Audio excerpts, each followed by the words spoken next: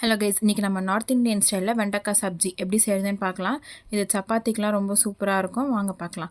வெண்டைக்காவை இந்த மாதிரி கொஞ்சம் நீள நீள சைஸில் கட் பண்ணி எடுத்து வச்சுருக்கேன். இது கூட ஒரு ஸ்பூன் ஃபுல்லாக மிளகாத்தூள், 1/4 ஸ்பூன் மஞ்சள் தூள், 2 ஸ்பூன் கடலை மாவு எல்லாத்தையும் சேர்த்து நல்லா இந்த மாதிரி கோட் பண்ணிக்கோங்க.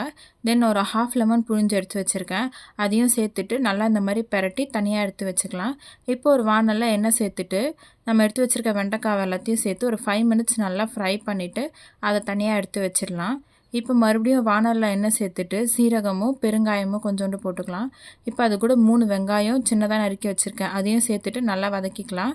கூடவே இஞ்சி, பச்சை மிளகா இதையும் தட்டி சேர்த்துட்டு வெங்காயம் வதங்கிட்டு இருக்கட்டும். இப்போ கூடவே தயிர் எடுத்து வச்சுருக்கேன் 1 கப்பு.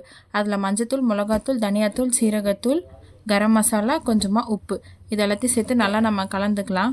இப்போ இது ஓரமாக இருக்கட்டும். இப்போ வெங்காயம் நல்லா வதங்கிடுச்சு. இது கூட 2 தக்காளி அரைச்சி சேர்த்துருக்கேன்.